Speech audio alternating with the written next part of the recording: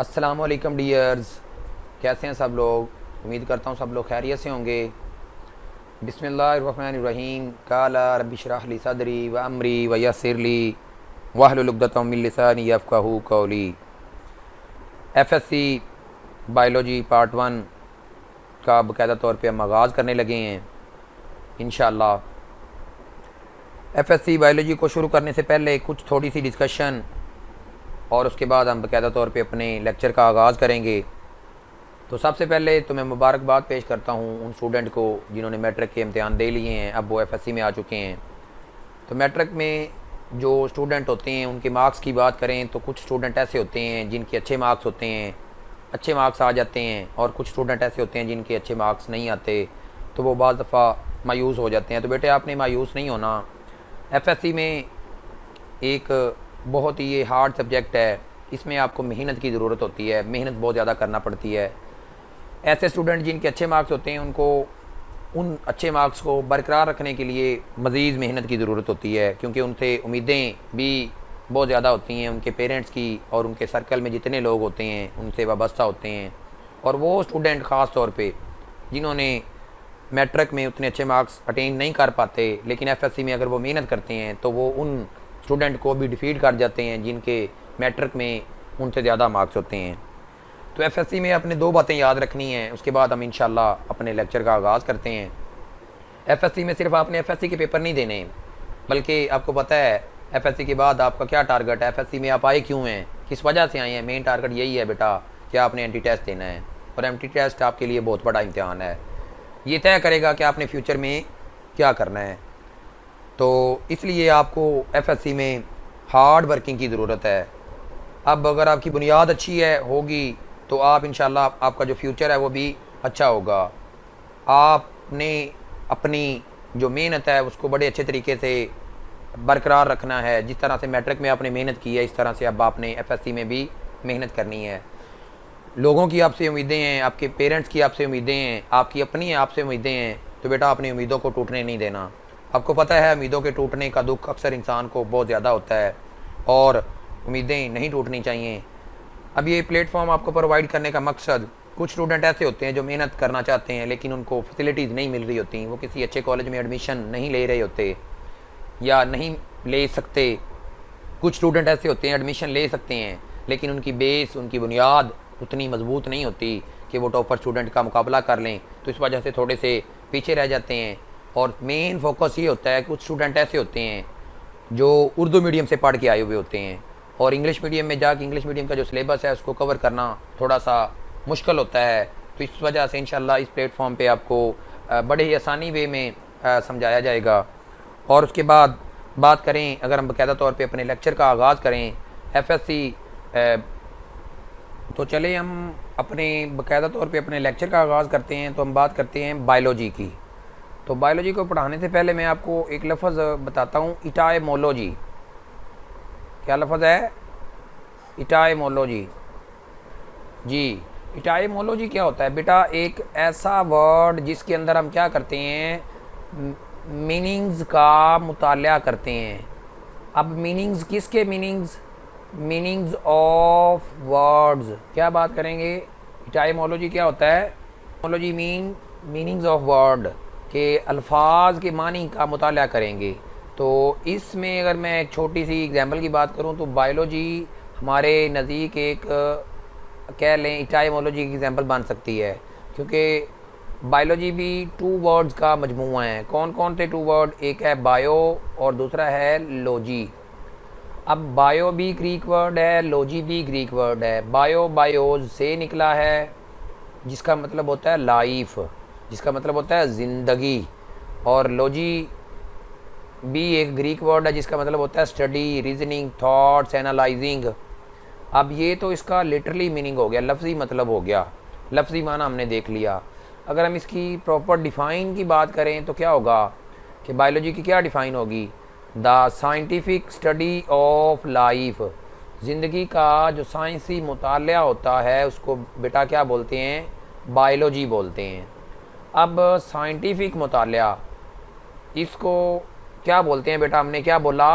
Biology बोला।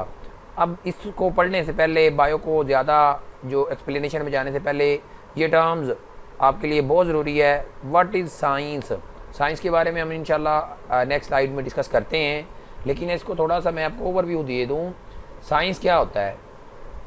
The knowledge that obtain from observation and experiment, ऐसा इल्म जो आप ऑब्जर्वेशन, मुशाहदात और तजर्बात से सीखते हैं, उस नॉलेज को, उस इल्म को साइंस बोलते हैं। उस इल्म को क्या बोलते हैं? साइंस बोलते हैं। अब हमने ये बात कह दी थी बायोलॉजी की तारीफ़ में कि साइंटिफिक स्टडी ऑफ लाइफ। अब क्वेश्चन अराइज ये होता है कि हमारे पास ये जो लाइफ है ये क्या है? What is life? बात करते हैं व्हाट इज़ लाइफ या व्हाट इज़ लिविंग थिंग्स। इस तरह से हमारे जहन में भी सवालात आते हैं और बायोलॉजिस्ट के माइंड में भी ये सवालात आते हैं कि ज़िंदगी क्या है, ज़िंदगी क्यों है। इसका जो बेटा सही माना है वो एक बायोलॉजिस्ट जल्दी इसका आंसर नहीं कर पाता, क्योंकि इसको डिफ़ाइन करना इजी नहीं होता, not easy to define accurately. अब इसका जो सही आंसर है वो मजहबी लोग ही बता सकते हैं, अल्लाह के नेक बंदे जिन्होंने ज़िंदगी का सही मकसद जाना है, लाइफ का सही मतलब वही बता सकते हैं। लेकिन एक बायोलॉजिस्ट के करीब ऐसा बंदा जो बायो की स्टडी करता है उसको बायोलॉजिस्ट बोलते हैं। तो उसके नज़दीक जो लाइफ है वो उसको रिकॉग्नाइज करता है, उसकी पहचान करता है set of characters. Set of characters means कुछ खसूसियात का सेट होता है जो कि लाइफ के अंदर मौजूद होता है, जो कि ज़िंदगी में मौजूद होता है। और जो नॉन लिविंग ऑब्जेक्ट होते हैं, नॉन लिविंग थिंग्स होती हैं, उनके अंदर ये जो खसूसियात का सेट होता है ये मौजूद नहीं होता। और ये मस्ट बी प्रेजेंट टुगेदर। और जितनी भी खसूसियात हैं किसी भी लाइफ के अंदर, सारी की सारी क्या होती हैं? इकट्ठी मौजूद होती हैं। एक एक करके हम डिस्कस कर लेते हैं इन सारी खसूसियात को। हम बात करेंगे कम्प्लेक्स एंड ऑर्गेनाइज्ड। लाइफ जो है वो पचीदा होती है और बाकायदा तौर पे ऑर्गेनाइज्ड। ऑर्गेनाइज्ड का मतलब होता है मुनज़्ज़म हुई होती है, एक ख़ास अंदाज में, एक ख़ास तरतीब के साथ ज़िंदगी के अंदर जो अरेंजमेंट होती है, और ये बहुत ही पचीदा होती है। इसको देखना, इसको जांचना थोड़ा सा कम्प्लेक्स होता है, मुश्किल होता है। और आपको पता है जो लाइफ है, जो लिविंग थिंग्स हैं, वो सेल से मिलकर बने हुए होते हैं।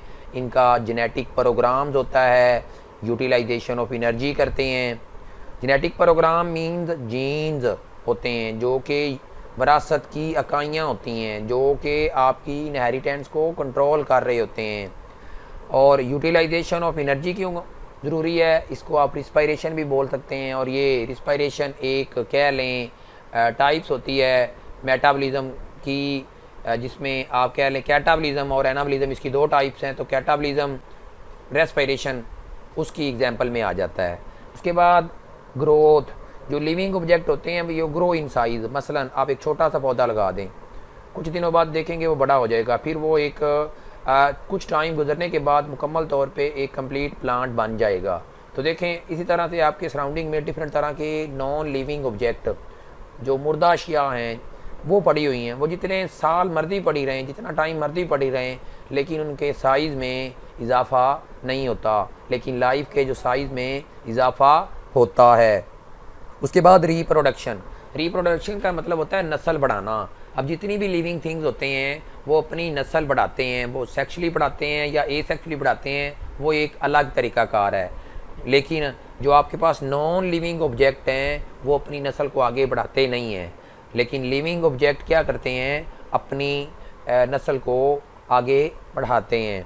उसके बाद सेंसिटिविटी एंड रिस्पॉन्सिवनेस। अब आपको पता है जो लाइफ है वो बहुत ज़्यादा रिस्पॉन्सिव होती है, बहुत ज़्यादा सेंसिटिव होते हैं। जो लाइफ है, आप इवन के रोड पे जा रहे होते हैं तो आपके पाँव के नीचे कोई हार्ड चीज़ आ जाती है, आपने जूता भी पहना होता है, लेकिन फिर भी आप फौरी स्टिमुलाई आपको मिल जाता है, आप डिटेक्ट करते हैं, आप देखते हैं कि पाँव की चीज़ें, पाँव के नीचे क्या आया है। तो उसके बाद फिर आप अपना रिस्पॉन्स भी करते हैं, उस चीज़ को आप क्या करेंगे? उठा के साइड पे कर देंगे। इसी तरह से अगर आपको कोई कॉल आउट करता है, कुछ बताता है, तो आप उसको भी क्या करते हैं? रिस्पॉन्स करते हैं। लेकिन आपके सराउंडिंग में जितने भी नॉन लिविंग ऑब्जेक्ट हैं, अब अगर आप उनको कुछ भी कहते रहें वो आपको रिस्पॉन्स नहीं करते। और सबसे लास्ट पे जो आखिरी फीचर्स या करैक्टरिस्टिक्स ऑफ लाइफ है वो क्या है, होम्योस्टेसिस या homeostasis, maintenance of body condition. अब ये इसमें जानदार क्या करते हैं, जानदार अपनी बॉडी का जो इंटरनल इन्वायरमेंट है उसको मेंटेन करता है। अब ये मेंटेन कैसे करता है, ये आपने मैट्रिक में फर्स्ट चैप्टर आपने पढ़ा होगा होम्योस्टेसिस वाला, जिसमें 3 इसकी टाइप्स कह लें या 3 तरह से कह लें। ऑस्मो रेगुलेशन एक ऐसा तरीकाकार होता है जिसमें बॉडी जो है वाटर और नमकियात या मिनरल्स कह लें या साल्ट कह लें, उनका जो तवाज़न है वो बरकरार रखता है। और दूसरी टर्म्स आपने सुनी होगी थर्मो रेगुलेशन, जिसमें बॉडी क्या करती है, टेम्परेचर को मेंटेन करती है। और लास्ट पे टर्म्स आपने सुनी होगी एक्सक्रीशन, का मतलब ये है कि बॉडी अपने जो वेस्ट मटेरियल होता है, जो बॉडी का गंद होता है, उसको वो क्या करती है, एक्सपेल आउट करती है, बॉडी से बाहर निकालती है। तो ये 3 तरह से कोई भी जिस्म क्या कर सकता है, होम्योस्टेसिस को मेंटेन अपने कर सकता है, अपने इंटरनल इन्वायरमेंट को क्या कर सकता है, मेंटेन कर सकता है। तो आज के लेक्चर में जस्ट हमने इंट्रोडक्शन का लेक्चर था, इसमें हमने बायो का इंट्रोडक्शन के बारे में बात की और 2 शॉर्ट क्वेश्चन बेटे किए हैं।